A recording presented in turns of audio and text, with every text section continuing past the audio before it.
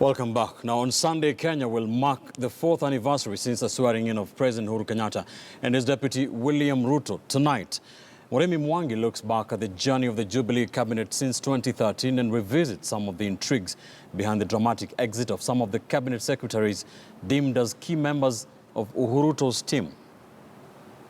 Asante sana. Anakabidhiwa.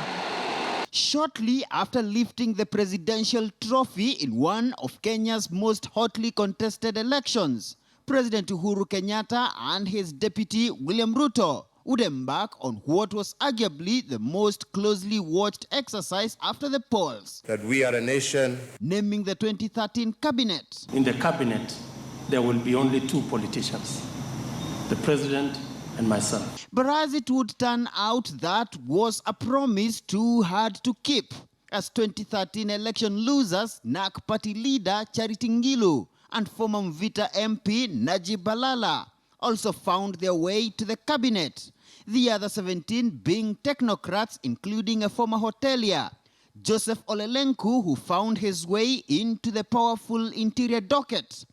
Olelenku would meet his Waterloo during the devastating Westgate terrorist attack. The smoke you are seeing from the building is as a result of the terrorists setting some mattress on fire to distract our action. And the open display of incompetence in the management of information outflow during the attack would occasion the first shakeup of the Jubilee cabinet.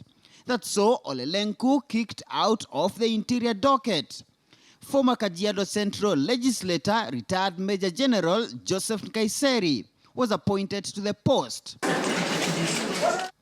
But the ultimate turning point would come during the State of the Nation address on the 26th of March 2015, when a tough-talking President Kenyatta sent 4 more cabinet secretaries packing over allegations of corruption in their dockets, among them Ngilu, a purge which, as it would later emerge, seemingly created vacancies for 3 more politicians. Then Kericho Senator Charles Keter, who took up the energy docket, former Saboti MP Eugene Wamalwa, under irrigation. You never know what's happening tomorrow. And Malindi legislator Dan Kazungu, who took up the mining ministry. But arguably the most dramatic exit from the cabinet was the resignation of the powerful devolution CS Anne Waiguru after braving the headwind of political pressure to quit over the infamous 791 million shilling scandal at the National Youth Service. Her slot would be filled by former Laikipia East MP Mwangi Kionjuri, bringing the number of former politicians in the Jubilee cabinet to 5. There is lobbying before any government policy passes through. And therefore, the president has slowly but steadily tried to bring in politicians to defend him. It is really difficult to think, what is this, and the president was thinking to give me this opportunity. But I also have a lot of experience in the private sector as well. So I can claim to be a technocrat as well. But with the 2017 political drums sounding louder with every ticking second to the August 8th polls, State House has had some explaining to do over the continued participation of serving CSs in the campaigns. You account to the Kenyan people. You don't account to them by speaking on radio. You actually go to them. You see you go and see the impact that the investments you're making is having. You never know when there's campaign official time, when we are working business. This is a nation that consumes politics, eats politics, sleeps politics. We should sell government programs, explain government programs the best way we know, and we should also not stop there. We should say, look, if this government is doing great things, what stops us saying, Kenyans, why can't you back this government? With most Uhuru Ruto's foot soldiers also fighting to retain their political seats, the continued involvement of CSs in the presidential campaigns will no doubt intensify as the August elections approach. Muremi Mwangi, KTN News in Nairobi.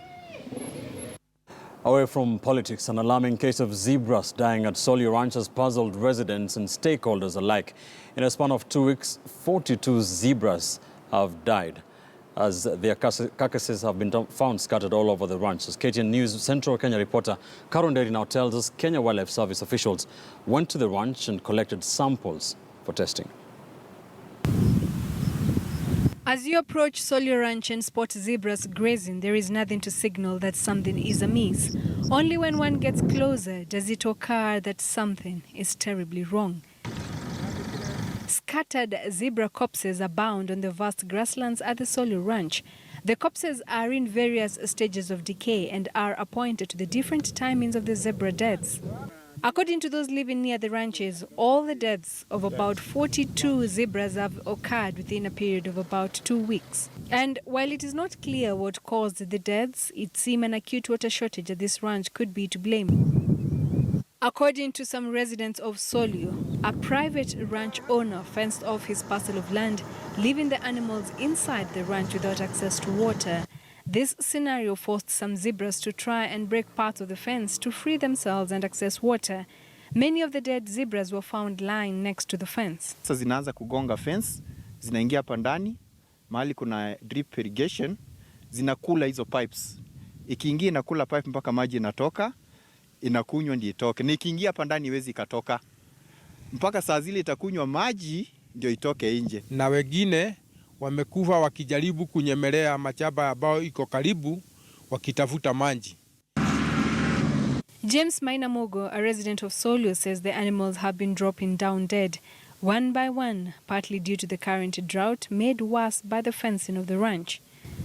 The residents are similarly pointing an accusing finger at the Kenya Wildlife Service for doing little to save the situation. Kwanza kabisa wangechukua hawa wanyama, kama ni kuwaua wapelekee simba wale ambao hawana chakula kwingine badala ya kuwateza, kwa sababu hawa wanyama ukiwakuta wakati ule wa mwisho wakikufa wanakufa kama wameteswa. Juzi wamekufa, wametapakaa kila mahali.